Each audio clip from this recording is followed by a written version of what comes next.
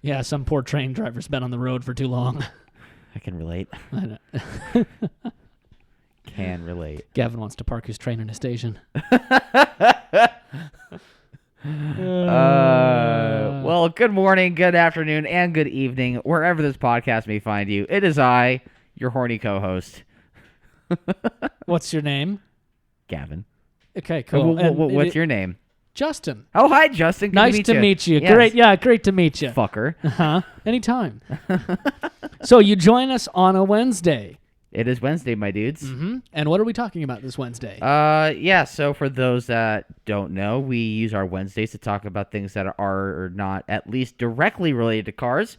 And Justin has been not going through changes necessarily. You are growing your business. And Yes. you have been, let's see, are you still in the cocoon phase of your butterflyness? Oh, are yeah, you- I would definitely say so. Okay. So to those who don't know, I, back in June, started up my business called Chaos Theory, primarily at the moment focusing on detailing, but in the end, I can kind of do anything related to cars, from transport to mild servicing at the moment until I get someplace with a lift, and then I can start to focus on a little more. And at the moment, I've kind of been finding random niches with kind of washing RVs and other random things that people want touched. I think I'm the only person I know of that does semis as a single individual by hand, which doesn't exist. You go to a truck wash, there's a swarm of people that wash it in, like 20 minutes. But yeah, so it's been a very, not arduous journey. It's been a very good journey into self-employment, but there's a lot going on about it. I mean, that's the thing about becoming self-employed, though. Building something from nothing is gonna suck. Oh yeah, it's for a little while. It's a constant uphill climb. I mean, you were grinding, but I wouldn't say that you had a shitty way of living at No. all. No, it was just a lot. It was a lot of work, but I did have, even for the 2 years before. But that's what this- you do, though, right? I mean, you put in the work. I mean, for anything, whether it's your hobbies or your employment. I don't chill. Gavin. Gavin The can impression attest. that I got from the first time I met you was you're the fucking Energizer Bunny. And that nickname has stuck. Yeah. I wasn't the first person to call you that. Was I I? think you were. What? Wow. Most people other than that just called me J-Mac, just because that's what everybody knew me by. Yeah. Okay. But- that's fair. But yeah, You are the Energizer Bunny, though. I would agree with that. You just keep on going and going. And I did actually wear a drum just like that for all of high school. Did you get to wear a pink outfit with it? I wish I would have had a bunny That would costume have been with hilarious. it. I might do that for this Halloween. Oh, boy. Energizer Bunny. Yikes. Fuck yeah. Yikes. Anyway, so yeah, I mean, I kind of transitioned from a shitload of work at the place I was working at before with a relatively free schedule, where I was just basically given tasks to do. Well, I mean, you say a free schedule. You were always on your phone. I was You always. were always Yeah. working in some sort of capacity. So a free schedule is a little misleading. It is. It's when I say free schedule, I mean I'm left to do all of the 80% of my day. You that I aren't need to given do. hours to show up to work. You were just given tasks you have to do in order to keep the business afloat. Yeah, I knew what I needed to be doing, and that was very day filling. We'll call it that. Okay, that's Yeah. fair. So I mean, there was Yeah, like some from, leeway you know, around there, but A solid way to fill 24 hours because Pretty you were much. always working. pretty much for that 2 years, I did in the very beginning. Last podcast, I mentioned how I was in New York.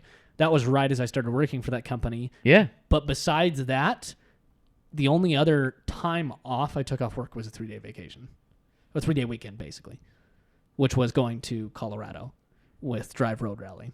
And then MULA. And then MULA, which was the only, basically through two 3-day Those were weekends. 2 trips in the same year. Yep. But that was really it, though. That was it. Yeah. That was it. I don't even think I went camping or even went No. like 4th of July that Not whole really. time. I was pretty much constantly attached. So I got used to that constant grind, and basically towards the end when I kind of just figured it was my time to leave, it was ironically, most people feel it's a very big jump going being self-employed, but to me it was mild retirement. Nice. in some ways. So let me kind of paint a picture for you. When you go self-employed, there's two big problems that people encounter first off. Number one of which is some people treat it as a vacation. Those people don't succeed long and don't last long. No. Because they think, oh, great, nobody's telling me to do anything. I don't need to do anything. And kind of true, but if you don't do anything, no money comes in. Yeah, exactly. And that's actually some regret that I have about when it's understandable why I didn't, but when I left Integrated, in theory, I should have just jumped right into a photography hustle and just sold photos and video. There was definitely some shame that was involved in just the overall situation of when I left Integrated, which is why I didn't want to do that. But in hindsight, I think life would be a whole lot different had I just stayed with it. Yeah, but that's my own personal story. Yeah, no, and I mean, there's kind of a similar thing that happened with me. You know, I had kind of it ended up being a good parting, but I kind of had something that happened that ended up more forcing me out the door and kind of put a fire under me and ended up just like saying, well, cool. You look at all the bills that come in, you have to pay a mortgage or, pay rent for a mortgage, which you're trying to eventually take on. Yes. You have three cars that you have to pay for? 3 cars, yep. At the time it was 4, but one of them was owned and not under insurance or anything, so it wasn't costing anything. That's true. And on top of that, I had, effectively, even though they're not dependents, I did have 3 other people living in the house with me that kind of depended on me making sure the house was taken care of. Yeah, you were kind of the breadwinner. And I kind of always have been in these situations, and I still am. Yeah. And so those things kind of all put a fire under me. But... so I've been fortunate enough that way. But the second thing that a lot of people kind of get into with this is I think they get a little too passionate and not enough business oriented, which is difficult because even I get that way. Sure. It's Justin, you're a human being. Yeah. It's okay to have emotion sometimes. Yeah, and really I wouldn't ever recommend going into business for yourself. Unless there is some passion there, ironically. Because it becomes your life. And Absolutely. If you don't love it a lot, think of it like a marriage. That's how I started thinking about this. You literally are marrying yourself to whatever you're creating. Yeah. If you don't think about it like that, and you don't try to split things between you and the company, and you don't try to make sure that both succeed, one or the other is going to fail. Sure. So, and that's never a good thing.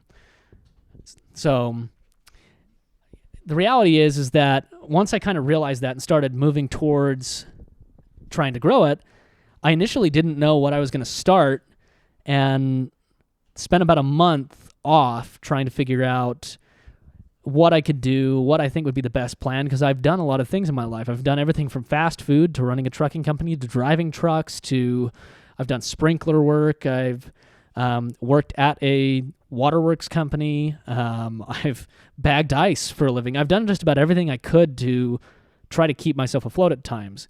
So once I finally settled on, okay, I'm going to start a detailing company, the first thing that I realized was it's a very flooded market.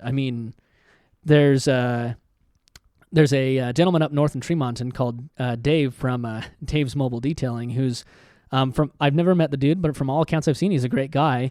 Yeah, he made a joke on one of the business pages I'm a fan of several months ago about how all these mobile detailers or detailers, quote unquote, come out of the woodwork for the summer and then go away for the winter because they can't stay afloat.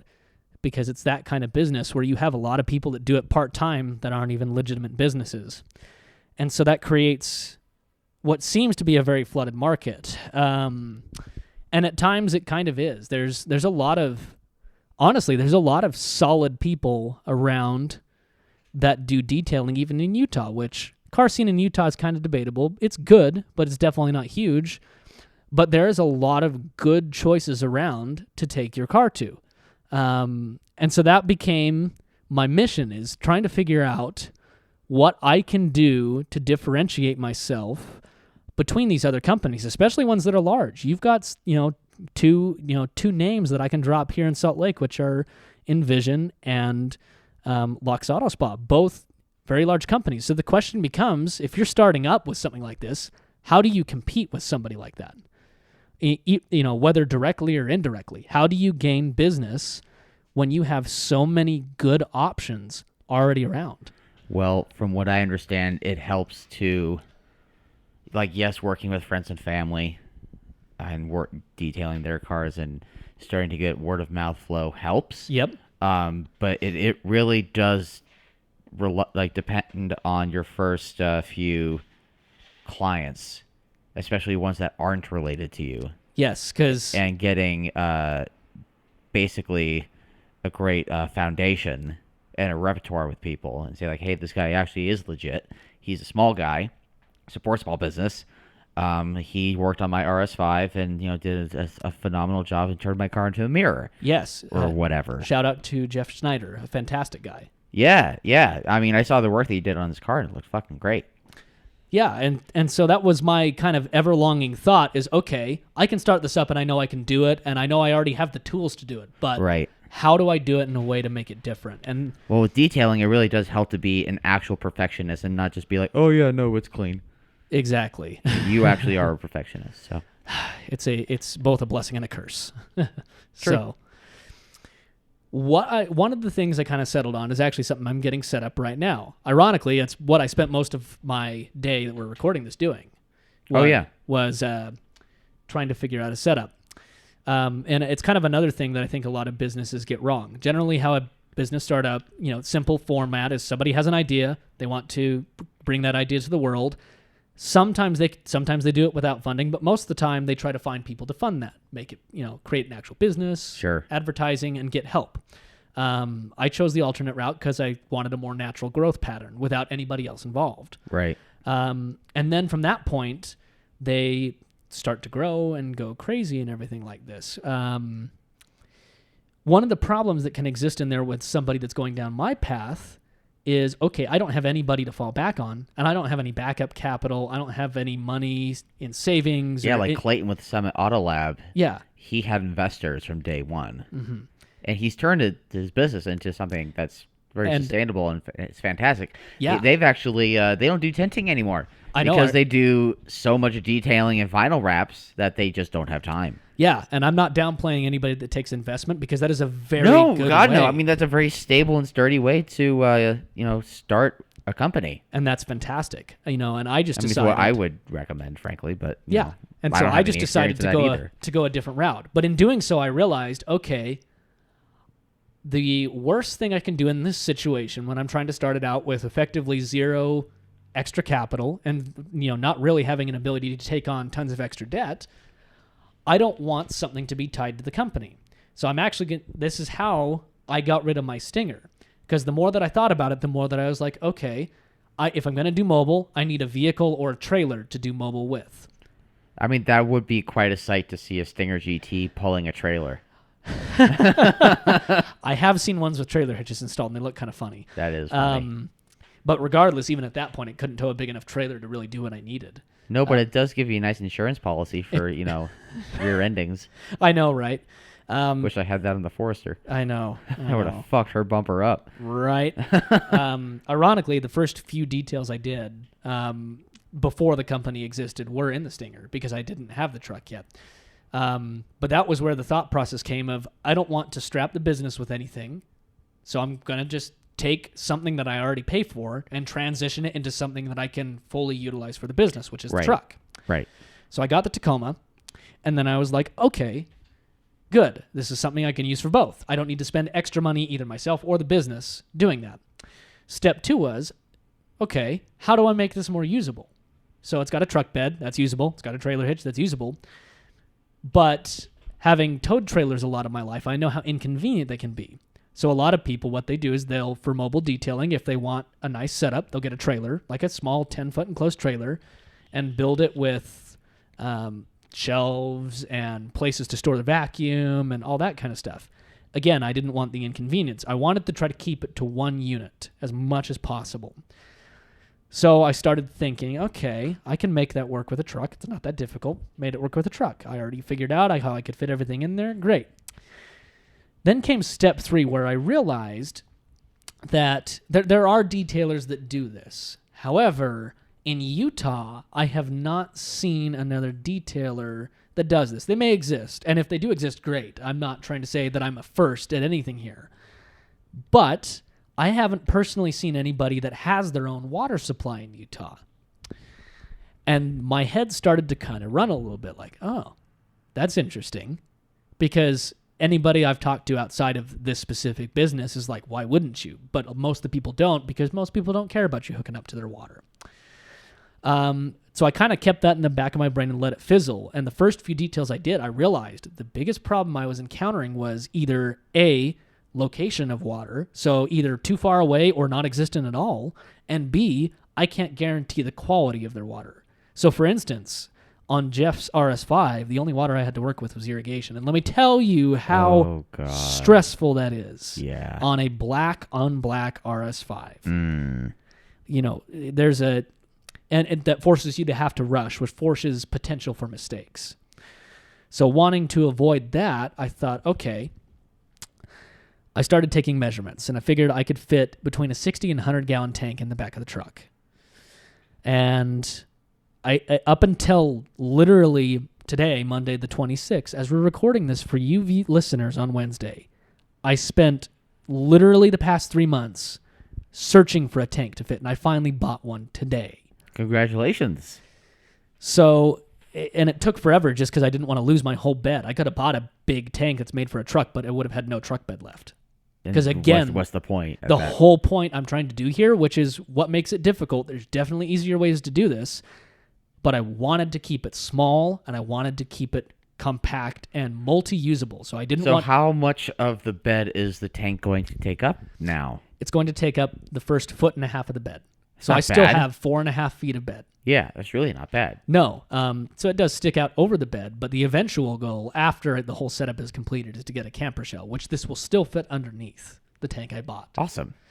So that's why, is I kind of had this exact perfect setup I had detailed of how I want it done, which is a flat top camper shell with swing out sides, swing out back, and a tank in the front that can fit in there but still have good space in the back. Hell yeah.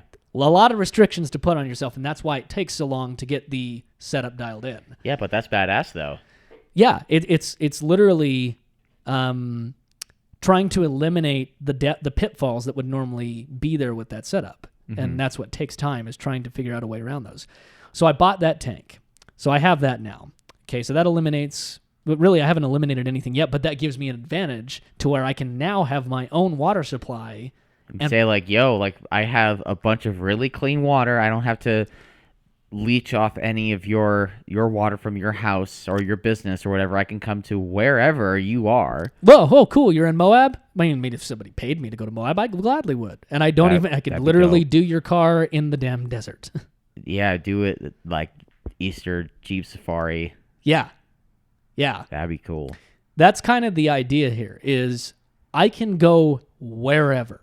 Yeah. I don't need hookups. So this is the stage one, is getting this set up, which has been the pain. So I have the water tank and I have a pressure washer, and now the fun part is, which is most of my stress all day, which I finally just ordered just before we recorded this. Right. Was finding just a small pump that will supply like house water pressure, which is like 50 PSI. Yeah.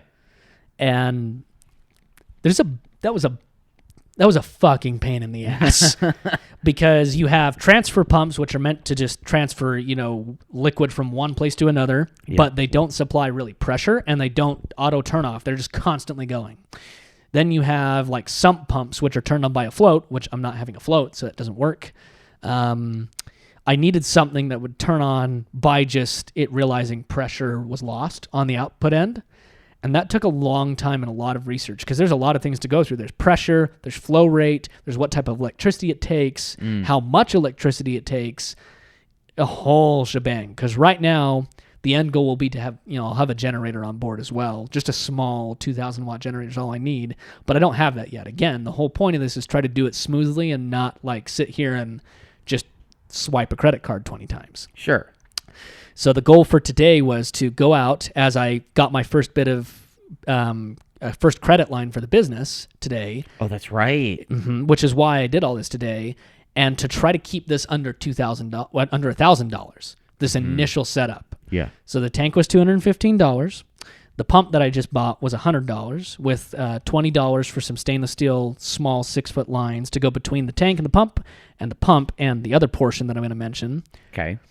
And then the pressure washer was $400. Cool. So the last problem I had to tackle was, okay, I still haven't tackled the water quality problem yet. My water at my house I don't have a water softener. It's about average. You're still going to get water spots with it. It's average household water. So how do you eliminate that? Well, the only way to completely eliminate that, water softeners aren't even the best because that's only eliminating about half of the minerals in the water to make it still drinkable. The only way to do that is turning it into deionized water, which is effectively the same as having distilled water that you go buy at like a grocery store. Sure. Because it makes it completely technically non-edible. Yeah. And there's several systems to do that with, and that's the portion I'm still debating on and will be the final portion. Because the final thing will be tank to pump through that purifier, and then that to pressure washer so that everything flows straight through. And at that point, I have clarified my water, so there's no way that I can leave a car in the damn sun straight away and it won't get water spots. I've got my own source. Everything's compact. I can get anywhere with a small vehicle. I don't have some gargantuan trailer or an F-350 to try to fit anywhere. And no, you're in a Toyota Tacoma. Yeah, I can. It's compact. It's lightweight. It's literally, effectively off-grid version of mobile detailing, and I can kind of do anything. I can meet you at work. I can meet you out in the desert. I can meet you at the racetrack. Which is something that come next season you definitely need to. Even this season, you need to get out there. Yes. You have cards. Yes, I do. Talk to Chad. Yeah. No. Seriously. Talk to Chad. I know. I mean, even talk to Michael Chandler because he knows everyone out there too. Yeah. So that's the end goal of the setup, which is currently probably at this point about 75% done. The last thing I need to do is get the deionizer, and then I have a fully functioning that's crazy off-grid setup. That's sick. Which has been the dream since the beginning. Because again, what you have to do as a startup business in a market that has other businesses already in it and you're not carving your own niche is find a way to carve your own niche. Yeah. And that's been mine, is trying to figure that out. And I'm finally getting close. And let me tell you how good that feels. Oh, yeah. I mean, you and I are also collectively starting to go through a little bit of that.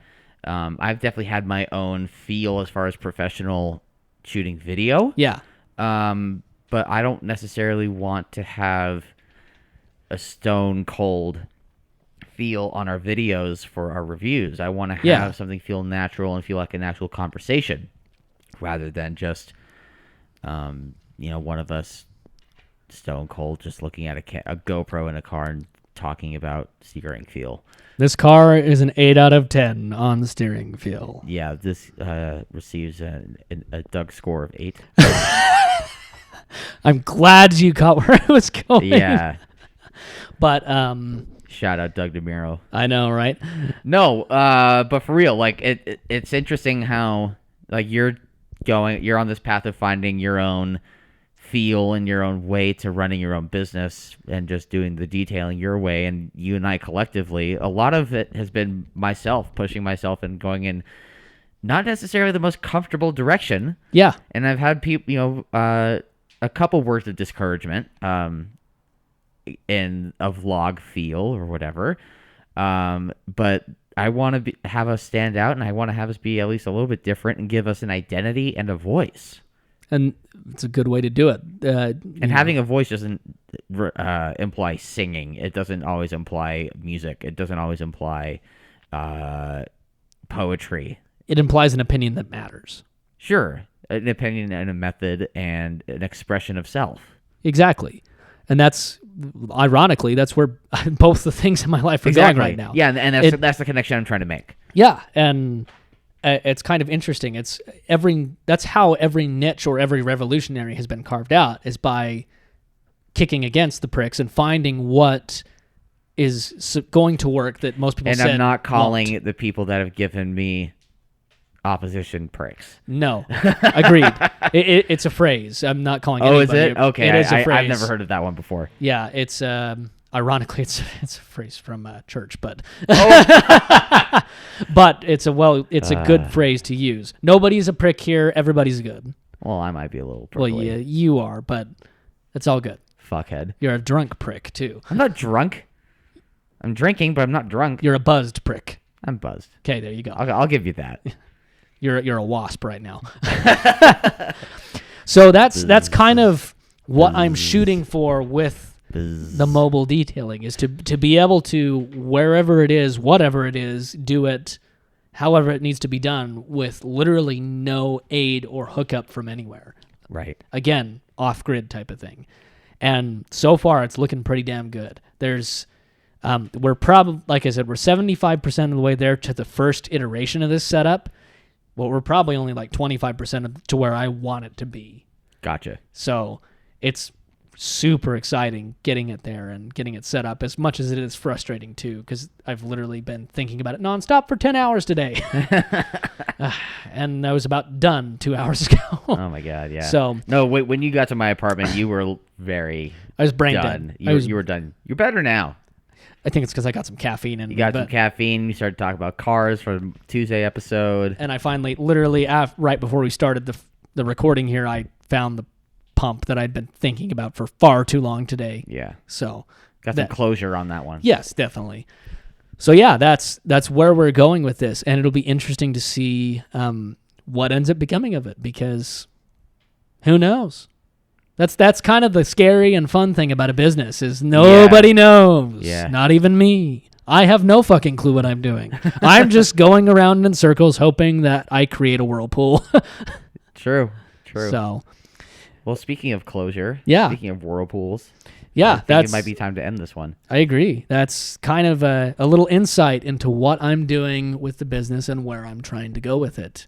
Yeah, and I mean, when I have people that ask me about detailers or things of anything, honestly, really anything quasi-automotive related, I definitely keep you in mind and ask questions to kind of boost things in the way of your direction. And I have to shout out right here, I am very fortunate to have many people that do that, and that's where I've gotten most of my business from. Yeah.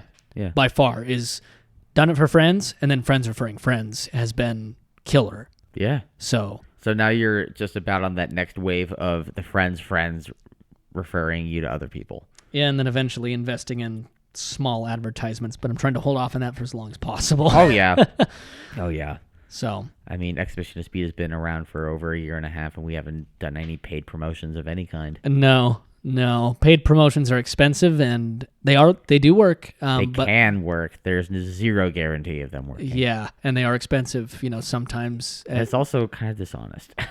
Can be for videos, for content creation and media and stuff. It's a little dishonest. Yeah, it's a little different. So, anyways, that's been today with Justin and Chaos Theory and what's going on. Exactly. Well, thank you everyone for joining us on this Wednesday episode.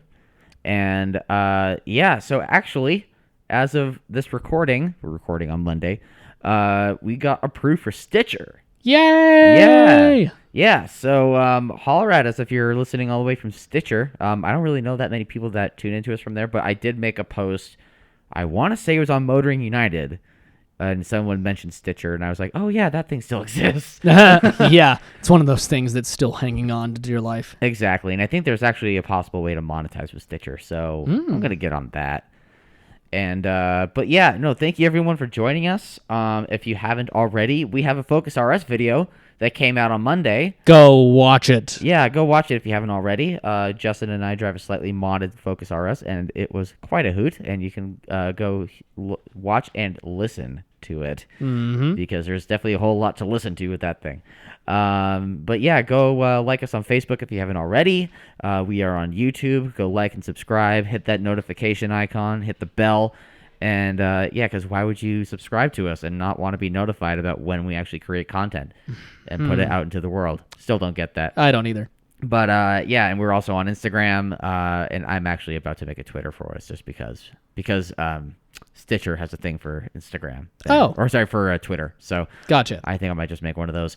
But until next time, I've been Gavin. And I've been Justin. And this has been the Exhibition of Speed podcast.